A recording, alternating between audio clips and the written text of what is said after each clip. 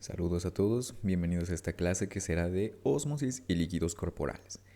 Aquí el gran cuestionamiento que existe dentro de estos temas es que realmente es uno de los que se aplican directamente a la práctica médica.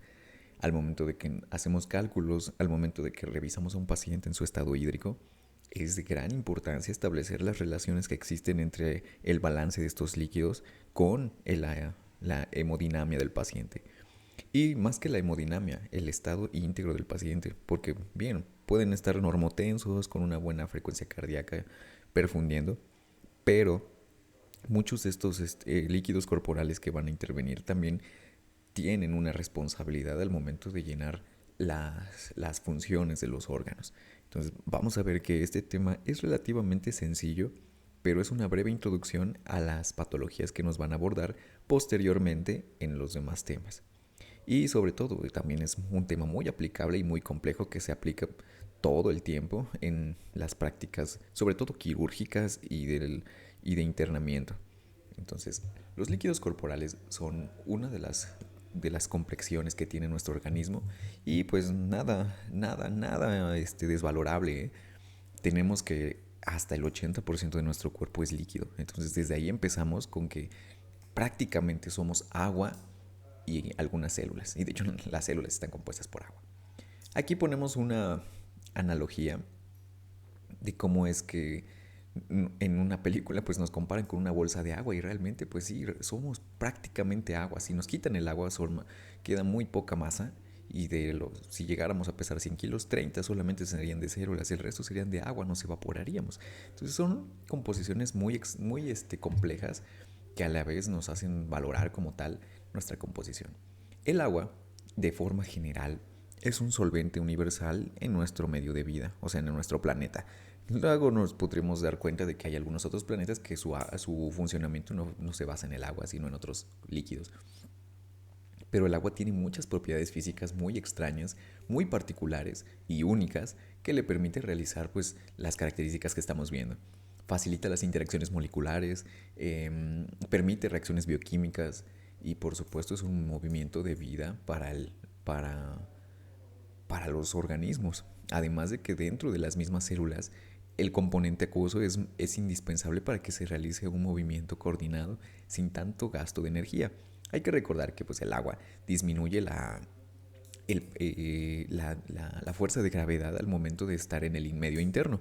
Por lo tanto, las estructuras que están dentro de un medio acuoso no son precisamente dependientes de la fuerza de gravedad, no las batallan tanto con eso. Por eso el agua es tan relevante para nuestra vida. Y ahora vamos a entrar a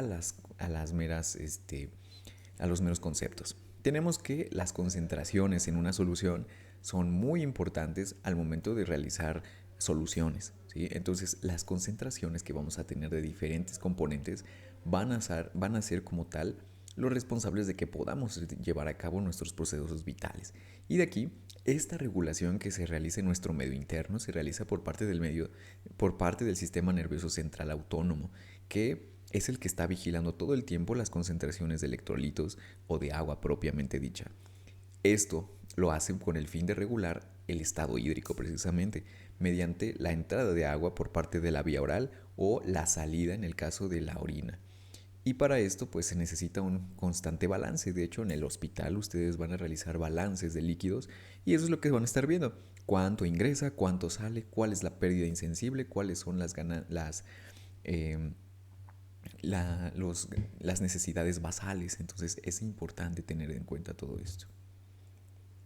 El agua va a estar en libre movimiento, a diferencia de otras moléculas que estábamos viendo. El agua se puede mover de forma libre a través de las membranas celulares y de los compartimientos corporales. Entonces realmente es uno de los líquidos más amables para nuestro cuerpo y que le va a dar pauta para que realice muchas actividades sin necesidad de gastar energía.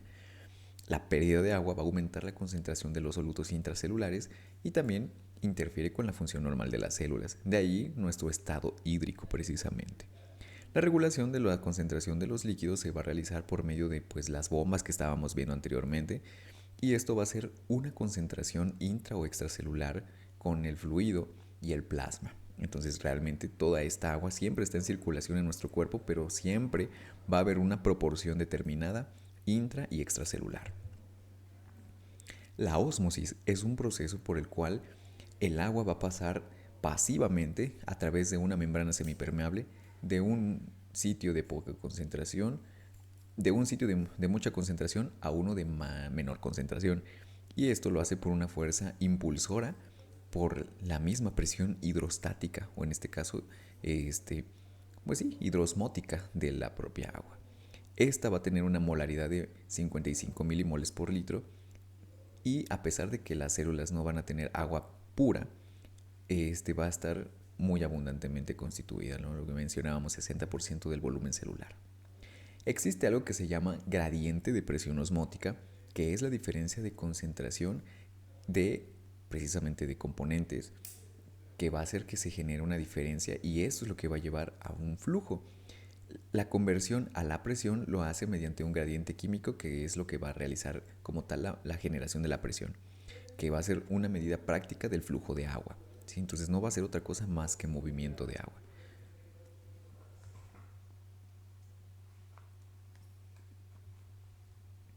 Y en este caso, cuando tengamos cantidades de presión generadas por el agua, esta misma va a crear un gradiente de presión que químicamente se va a convertir en uno de gradiente de presión osmótica de forma general. Entonces, este tipo de cargas que van a haber dentro de la célula o dentro de las membranas plasmáticas de diferente lado promueven a que haya un intercambio más fácil. Y aquí lo estamos viendo. Los gradientes crean moléculas de soluto que van a desplazar el agua, disminuyendo la concentración de la misma. También vamos a tener que hay una independencia del soluto según el número de partículas y en gran medida del tamaño, de la masa y naturaleza del mismo. Entonces aquí tenemos un ejemplo donde el sodio va a generar mayor presión osmótica que un polímero de agua compleja. Esto mismo pasa también con el almidón.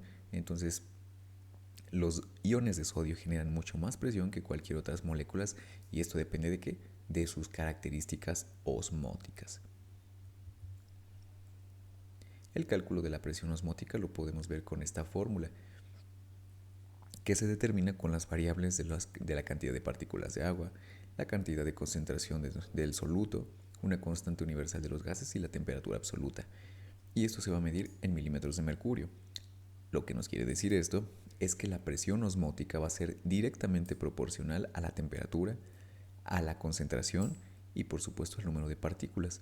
Entre mayor número de partículas, mayor presión osmótica. Entre mayor concentración, mayor presión osmótica.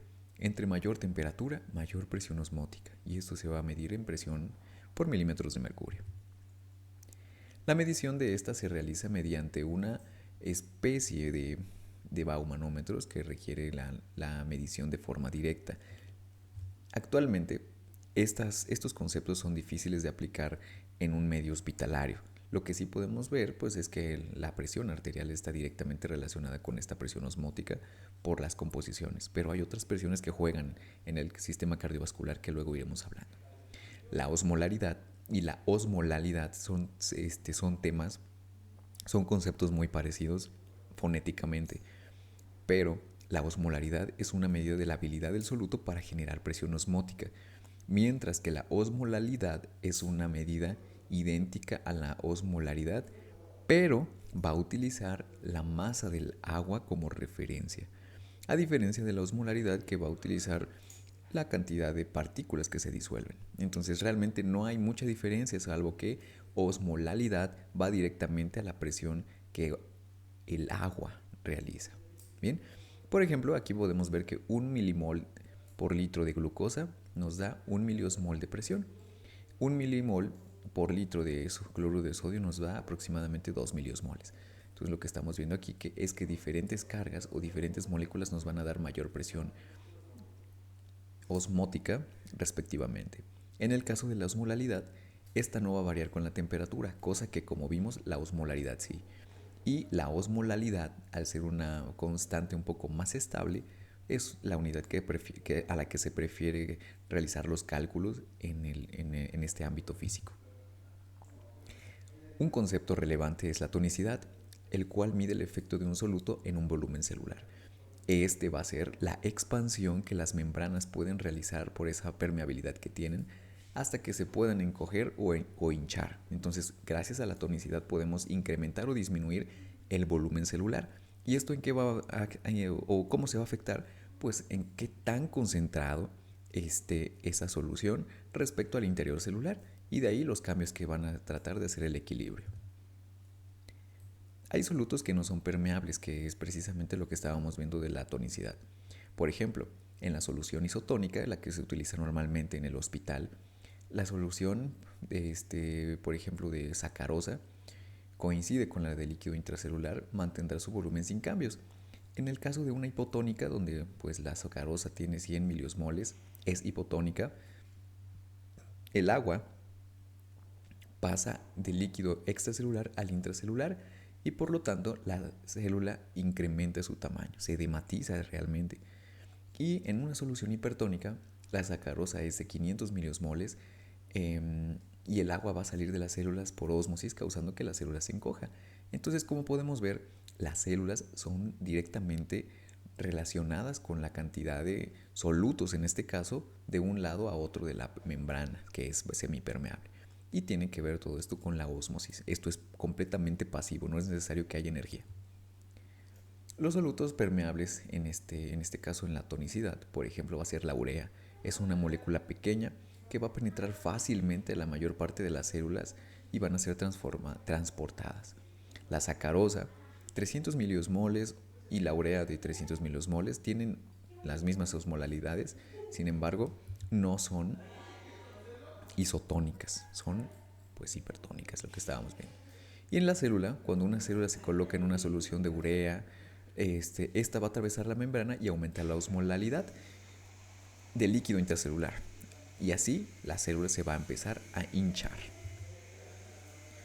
Vamos a tener también algunas soluciones mezcladas en el término médico, donde su composición va a ser de 300 miliosmoles de urea más 300 miliosmoles de sacarosa. Esta osmolaridad total va a ser de 600, sumándolas cada una, y su efecto funcional va a ser isotónico rápido debido a que pues, se equilibra la urea.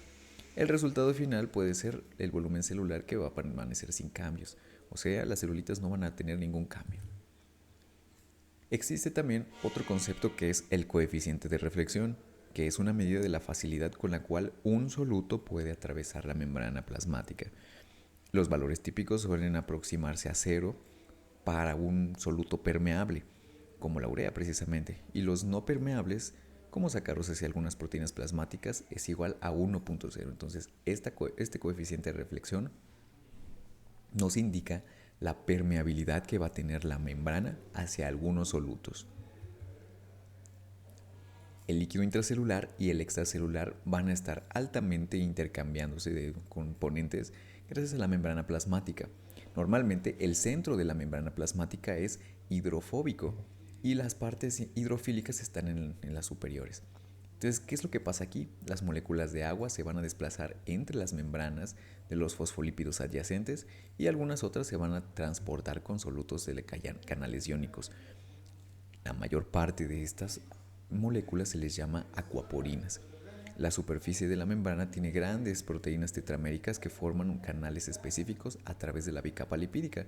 Por lo tanto, estas acuaporinas son los transportadores de membrana más relevantes para muchas células.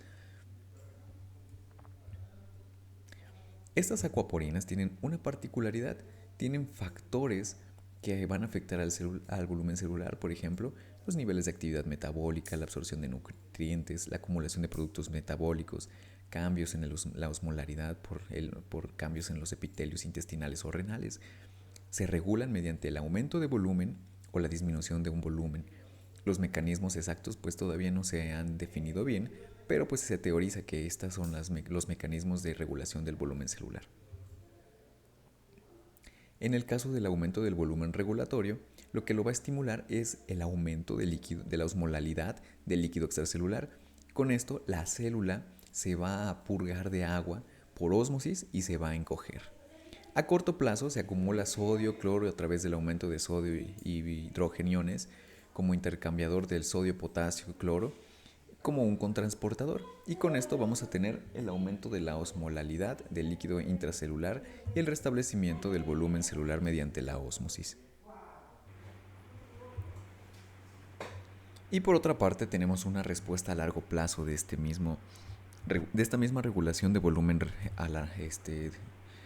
acumulatorio, ¿sí? Entonces se acumulan las moléculas orgánicas dentro de las mismas partes de la célula intracelular y retienen volumen. Por ejemplo, algunas de estas moléculas pueden ser la betaína, el sorbitol, el inositol. Todos estos se utilizan como medicamentos, entonces ayudan mucho a realizar la acumulación de líquidos. Por supuesto, tienen relevancia con trastornos intestinales. De hecho, muchas de estas se utilizan a veces como laxantes. La disminución del volumen regulatorio se forma de las siguientes partes. Hay un estímulo de inflamación celular. La respuesta principal es el flujo del potasio y del cloro mediante los canales de los mismos de la inflamación activa. ¿Qué es lo que pasa esto? ¿Qué es lo que pasa con esto? La disminución de la osmolalidad del líquido intracelular. Con esto hay una pérdida de agua por ósmosis y la normalización del volumen celular. Esto en el caso de procesos patológicos como la inflamación. Las células tienden a disminuir, por supuesto, su interior celular de agua para tratar de contrarrestar el proceso inflamatorio como tal. La inflamación consiste en generar a veces el incremento del volumen celular, pero al momento de la reparación es importante sacar ese líquido porque ya no es necesario. Hay mecanismos adicionales en este tipo de regulación, por ejemplo, la liberación de aminoácidos, como el glutamato, la glutamina, la taurina, que nos permiten realizar la reducción de los volúmenes celulares y su osmolalidad por consiguiente. Hay compartimientos corporales que seguramente estos ya se habrán analizado, donde tenemos aproximadamente en una persona de 70 kilos 42 litros de agua, lo que mencionábamos, 60% del peso corporal. 28 litros de líquido intracelular y 2/3 del agua corporal total están contenidos dentro de las células. Entonces mucho líquido está dentro de las células. Y el restante, 14 litros, van a estar fuera de la célula y el plasma sanguíneo y por supuesto en el tercer espacio o intersticios. El plasma también contribuye a la distribución. En este caso el volumen total de sangre posee aproximadamente 5 litros de sangre. Y la composición, pues ya sabemos, es un fluido compuesto por células, por plasma, por eritrocitos, por componentes proteicos.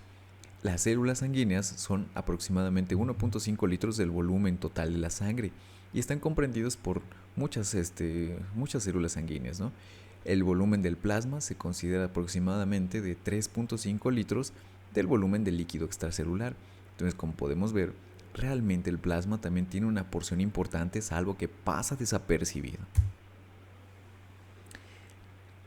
En el intersticio, o también lo que les menciono a mis alumnos de histología, también es el tercer espacio o el tejido conectivo, ¿no? El propiamente dicho. También tiene gran cantidad de agua. De ahí que sea tan importante al momento de distribuir medicamentos y saber qué es lo que van a hacer. Debido a que aquí tenemos hasta 10.5 litros de agua fuera del sistema vascular rellenando los espacios. O sea, si se dan cuenta, es incluso mucho más líquido del que tenemos en la circulación. Se parece mucho al plasma porque comparte los solutos, son muy similares, y también los componentes proteicos. ¿Sí? De hecho, pues ahí se van a retirar y también ahí se van a almacenar. Algunas otras moléculas también los vamos a poder encontrar en los dos compartimientos de intercambio. La principal diferencia entre el plasma y el líquido intersticial es que el plasma contiene gran cantidad de proteínas, mientras que el intersticial prácticamente no tiene proteínas. ¿Por qué? Porque no se pueden mover a través de ellas, ya que el tejido intersticial, el líquido intersticial, pues prácticamente son proteínas, ¿no? Entonces no tiene caso medir más proteínas donde ya hay proteínas. Entonces eso hay que tomarlo mucho en cuenta. También existe el líquido transcelular, que es el que está detrás de las barreras celulares y van a separar el plasma y el líquido intersticial. Por ejemplo, el líquido cefalorraquídeo, el humor acuoso, líquido sinovial, orina, líquido intestinal. De hecho, se menciona que estos líquidos transcelulares a veces se pasan desapercibidos porque siempre están en recambio, ¿sí? Salvo algunos, como en el caso del humor acuoso, la mayor parte de estos se cambian muy rápidamente. Y les digo, el humor acuoso también se recambia, solamente que es un poco más lento. Volumen promedio entre 1 a 2 litros de todos estos líquidos en conjunto. No se consideran los cálculos de agua corporal total porque precisamente estos líquidos casi siempre están aislados y se pueden de manera directa modificar. ¿Sí? Entonces la orina entra y sale y pues cuantificarla es importante, sobre todo para los egresos, pero por eso no se considera dentro de los cálculos, sino más bien como una parte de egresos precisamente.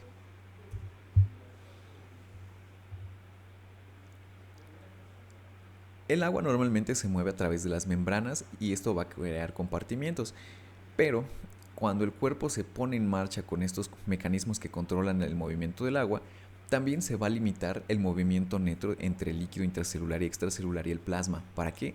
Para que se guarde cierto equilibrio y cierta proporción. Si no hubiera restricción del movimiento, pues tendríamos mucho edema, tendríamos derrames pulmonares, edema pulmonar. Entonces realmente esto es muy importante y se mantiene gracias a los componentes de la membrana plasmática. El control del líquido intracelular se realiza mediante la osmolalidad típica. Manteniendo esta osmolalidad, la mayor parte de las células adoptan esta presión y lo mantienen constante. Entonces tenemos una osmolalidad aproximada de 275 a 295 miliosmoles por kilogramo de agua. Los principales solutos van a ser el potasio, los aniones, cloro, fosfatos y proteínas. Los mecanismos de concentración del potasio van a ser la bomba sodio-potasio ATPasa, que va a meter sodio, acuérdense, y va a sacar sodio. Que va a meter potasio y va a sacar sodio. La prevención va a ser por disminución y aumento del volumen regulatorio, y esto por parte de los ingresos normales que tiene una persona. El control del líquido extracelular se realiza también por la osmolaridad. Sin embargo, aquí los principales solutos van a ser el sodio, el cloro y el ion bicarbonato. Estos tienen mecanismos controlados por osmorreceptores a nivel hipotalámico que van a actuar a través de la hormona antidiurética y con esto se van a regular sus concentraciones.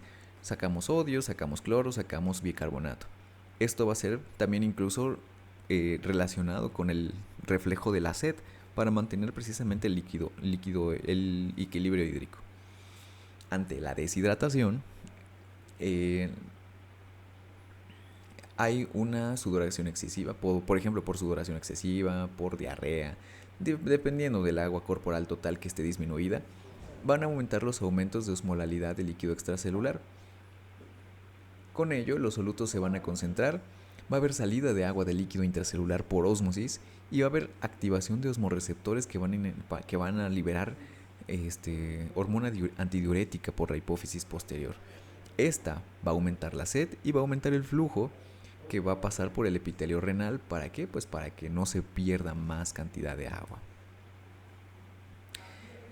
Los mecanismos para el control del volumen plasmático son varios. Dentro de ellos son un gran desafío porque pues estos pueden ser la sudoración prolongada, la poca restricción, la poca alimentación con agua. La limitación fisiológica consiste en que el volumen del plasma está directamente relacionado por vasos sanguíneos y por lo tanto son inherentemente permeables. El hecho de que los vasos sanguíneos condicionen el volumen plasmático también es muy relevante porque hay algunos vasos sanguíneos que van a ser de mayor capacitancia, van a aceptar más agua y por lo tanto es importante tener en cuenta que las proteínas plasmáticas también van a ejercer una presión coloidosmótica que van a ayudar a drenar el fluido desde los tejidos hacia los vasos sanguíneos. Entonces también estos componentes son muy relevantes. El pH del fluido corporal también es relevante, sobre todo en cuestiones meramente clínicas. ¿Por qué? Porque la cantidad de hidrogeniones que podemos encontrar en nuestro cuerpo es similar en aspectos al sodio y al potasio. Tienen una gran regulación de las funciones. Es atraído y unido a los aniones y despolariza las células cuando atraviesan las membranas plasmáticas. Es importante, ¿por qué? Porque el tamaño atómico que pueden establecer los enlaces de hidrogenión, al ser pues, prácticamente el elemento más simple de nuestra tabla periódica, altera la distribución de las cargas internas de una proteína y van a debilitar las interacciones que puede haber entre cadenas polipeptídicas y con ello las conformaciones pueden inhibir la función de estas proteínas. Entonces el pH, vamos a ver estados de acidosis, de alcalosis, que parecerán inofensivos, pero realmente controlan muchas de las funciones celulares. Bien. El pH, por ejemplo en las proteínas, puede causar la alteración de las cargas, el debilitamiento de las interacciones, cambios de conformación, la desnaturalización. Entonces el pH de los fluidos es muy relevante al momento de que pueden llegar hasta destruir a la célula si no se controla la concentración de hidrogeniones. En nuestro metabolismo tenemos ácidos. De esos, 22 moles son de ácido diario que se van creando a través de la digestión de las proteínas. El pH sanguíneo normal es de 7.35 a 7.45, un promedio de 7.4. Y por último, la concentración de hidrogeniones en nuestra sangre es correspondiente a de 35 a 45 nanomoles por litro. Entonces realmente es una presión bastante baja, pero es relevante que se conserve en este rango de valores. Mayor concentración de hidrogeniones o menor concentración nos puede dar trastornos incluso cerebrales. Por último, los tipos de ácidos metabólicos tenemos dos: los volátiles, que en este caso va a ser el ácido carbónico, que se crea cuando se disuelve el dióxido de carbono en el agua, el dióxido de carbono, al cual es por parte de la respiración, y bueno, todos estos se llaman volátiles. ¿Por qué?